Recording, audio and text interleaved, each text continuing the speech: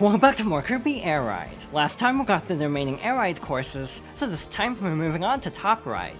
This is a very interesting mode by comparison. It has a unique set of courses, so first up is Grass, but there are only 2 vehicles to choose from, so we'll start with the Freestar.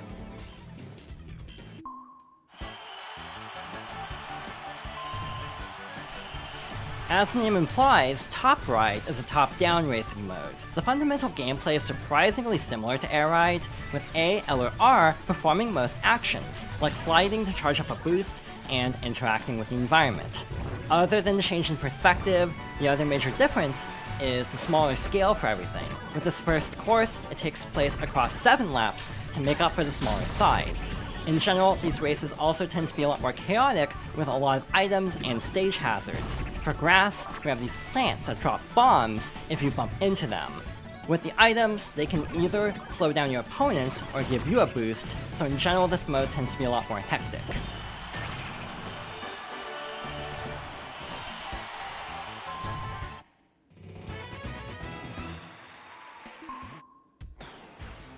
Next up is Sand. For this one, I think we'll switch to the other vehicle, the Steer Star.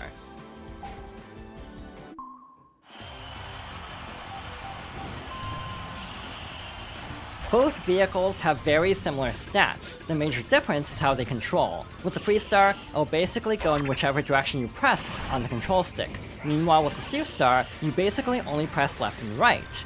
In a lot of ways, this actually controls a lot more like the Air Ride mode, but with the fixed camera, it can be a little bit tricky. In a lot of ways, it's kind of like tank controls in other games, where basically, regardless of the camera position, the controls stay the same because it's actually based on whichever direction the character is facing. I'm not sure which I actually prefer. I actually like both for different reasons. For example, with the Steer Star, it's generally a little bit easier to perform specific actions, like the quick spins, for attacking. But in other ways, I actually feel like because of the fixed camera, it can be a little bit disorienting at times, especially if you're not used to games that have fixed cameras and tank controls.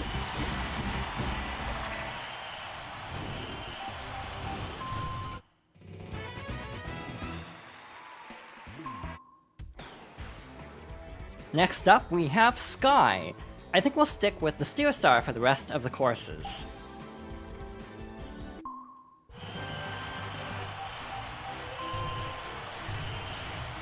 I didn't really talk about the gimmicks in Sand, but basically that is one of the more chaotic courses because we have the Ant Doom that'll try to eat you in the first pit. We also have another quicksand pit later on, there's also the collapsing statue, and also a collapsing bridge.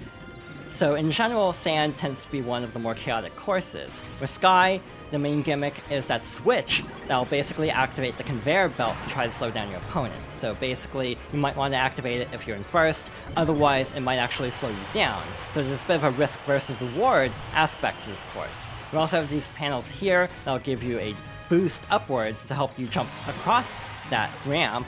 So in some ways I actually think this course is a little bit more straightforward than the last one, but it's still very hectic. It's also a little bit more spread out, I feel, than Grass and Sand, so that also makes it a little bit less chaotic and almost a little bit more skill-based in some ways, especially trying to navigate the spinning part at the end of the stage, but again, it is still fairly hectic nonetheless.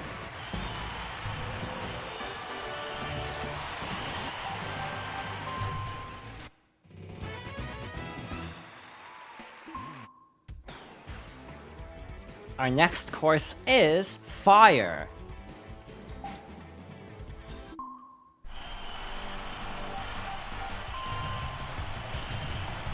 I'll be honest, I'm not the biggest fan of this course because it's kind of luck-based. I mean, a lot of it is luck-based because of how gimmicky these stages are and how much is happening. For example, it's very easy to lose track of your character at times because of how much is going on. But there's a bit of a luck aspect because we have these little jets here that'll basically allow you to skip specific parts of the course, but it just happens to depend on if there's like an air jet when you happen to be passing by a specific spot. For example, there's the one right at the start, and there's the one over here that we actually were able to take advantage of to very quickly get through that lap. We also have plenty of lava and other hazards as well to avoid, so again, this tends to be fairly dangerous, I feel. I'm actually surprised I'm holding first as well as I am, especially using the steer star, which, to be honest, I actually didn't play very much growing up because I was so used to the other controls.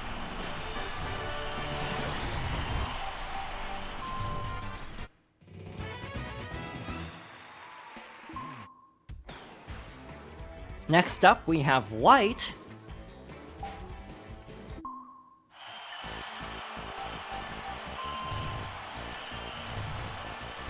This course is a lot of fun, and also is a little bit luck-based. We have these little light paths that can give us a major boost if we happen to catch them in time. So for example, this one took us all the way to the finish line of that lap. So it's a bit luck-based as well. Again, a lot of these work well as equalizers to try to catch up, and in general this ends up being more like a party mode than Air Ride, which ends up being more like a serious racing mode, even though that particular mode has its fair share of gimmicks as well. There's also the risk versus reward of do you wait around for a particular light path, or do you just keep going? Because sometimes you might actually waste more time trying to hope for the light path to spawn, instead of just moving forward.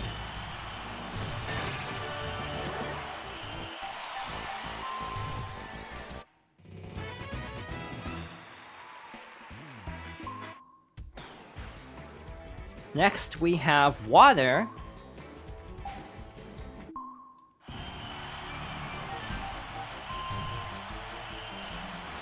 This course is very interesting because we have plenty of water that can slow us down. For example, basically if we touch the ground when sliding, we can either be carried by the current or pushed away by it. We also have this little water ebb there that'll try to knock us off course a little bit.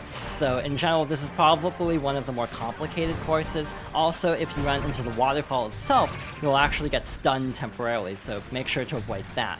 So basically, you want to make sure to take these turns relatively tight to try to avoid the actual waterfall portion of it. But again, with all the items, it can definitely be very tricky to keep track of everything that's going on. In general, I think this is also one of the bigger stages. There's also a lot of speculation about the stone figure on the side. A lot of people actually think it looks like the Kabu, specifically from the Kirby anime, which we'll actually talk a little bit more about, because this game actually does have some ties to the Japanese version of Kirby Right Back At You. Not so much the US version, unfortunately.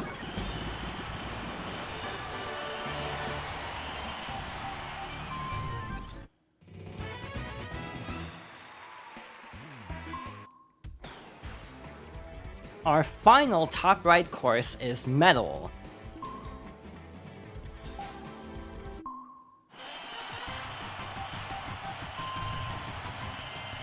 This is also a fairly complicated course. We have this little gear section here that spins, but we also have these switches here to activate fans to either give you a boost at the end or try to slow down your opponents as they make their way through this section over here. Basically, you might want to turn on the fans if you're in first, but otherwise it might actually slow you down. The red fan in particular is the only one that will actually speed you up if you're at the end. But we also have Krakow as an item, so unfortunately that's kind of like a blue shell where I'm pretty sure it targets first place, so now we've dropped all the way to last place, so now we have to do our best to catch up. Hopefully without too much trouble. This is a 5-lap race, so it might be a little bit hard to actually catch up because we're actually pretty far along into the race. But again, there are handicap settings in play. We'll talk a little bit more about that in a bit. So again, even if you fall behind, there's still a chance to catch up in theory. And fortunately, once again, we have Krakow, so we might not actually be winning this particular race, except Krakow actually went after the next first place person.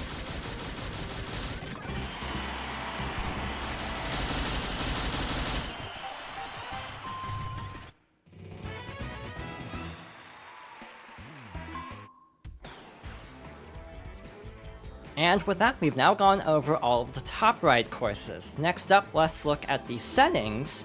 Like before, you can set the amount of laps. There's no time option for this mode. You can choose item frequency, you can also choose the speed help like before, and you can change between whether the camera will zoom in or is fixed at a specific spot. We also have additional rules over here like game tempo like before and course selection, but you can also unlock additional camera angles, basically a diagonal or side view camera angle instead of top down. You can basically choose how frequently stage hazards take place, or disable them entirely, and you can actually choose between an attack-oriented item pool or having every item marked as a question mark, and thus you don't know what you're picking up.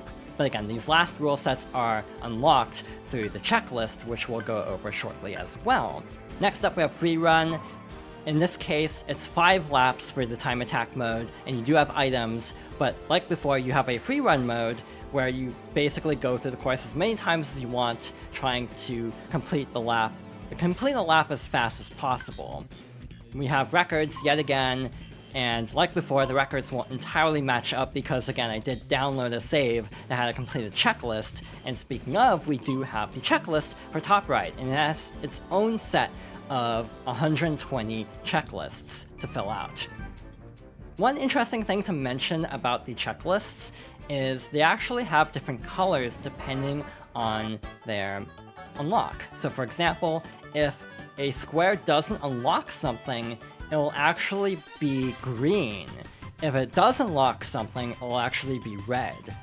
One interesting thing also here is how to unlock the diagonal camera angle by getting first in all the races, or all the courses. One thing worth mentioning is if you get all 120 checkboxes filled out, they'll all turn gold except for the ones that you fill in with the purple squares if you decide to do that. For Sky, the alternate song is the Revenge of Meta Knight map theme from Kirby Superstar. And another thing worth mentioning is that the actual placements of almost every square can actually be randomized. For grass, the alternate song is Candy Mountain from Kirby Superstar. So for example, it doesn't necessarily have to be in the same spots every time. We have unlockable items as well for this mode. The Hoop Paint, for example, I'm pretty sure makes it so you can't actually tell who's who, to try to cause more chaos. For water, the alternate song is Float Islands from Kirby Dream Land, though it is a new arrangement. Some of the songs feel like they've been lifted straight from the originals, while others have been remixed. We have the side camera angle here, and the actual standard Sky theme as well. I actually don't remember how many of the alternate songs we got just by playing, and also like before, you can switch Kirby color using X and Y, and there are unlockable Kirby colors as well. Here's how to unlock the extra roll. Even though the placements of these squares are randomized, their unlocks are not. So for example, you will always get the same rewards from specific challenges. That part isn't randomized, but just where they happen to be on the grid can be up in the air. For Light, the alternate song is the mid-boss battle theme from Kirby 64, which is, again, one of the only songs from Kirby 64 in this. For Metal, we have the shooting theme from Kirby's Dream Land, which is used for the spicy curry and mint leaf items, and is often associated with the boss Kabula, who is probably one of the more obscure bosses because they're not in the original version of Kirby Superstar. Here's how to unlock the attack item set. Basically, it takes out some of the more, boost-oriented items and only leaves in, the offensive ones. So again, there's a lot of variety because of the different role sets. In general, as someone who's basically always played this game by myself, I definitely feel like this mode is the one that suffers the most from that. If you played this mode with a full group of people, I think it could be a lot of fun, but again, I just happen to have never really played this game with other people. Here's how to unlock the device quantity for the stage hazards, essentially. So again, it is actually kind of interesting how much replay value there is with all of the different unlocks. For Fire, we have King Dedede's theme from Kirby Superstar, which is honestly one of my favorite themes from the series, which is nice because it comes back in a lot of games over the years. But again, this game's nostalgia does lean heavily towards 64, Superstar, Dreamland, and Venture, which happen to be the games that Sakurai had some involvement in. And speaking of which, with Sand, we have the Rockstar theme from Kirby 64, which is probably one of the better songs in that game, in my opinion. We have the Lantern item, which actually causes the stage to be shrouded in darkness, except for a small circle around whoever collects the item to basically make it harder for everyone else to be able to see where they're going. So yeah, in general, it is nice having so many unlocks, and we also have the Chicky item that basically temporarily confuses all of the other players. So again, even more items can get added to the pool just by playing a bunch and trying to unlock everything. And like before, we do have a special ending.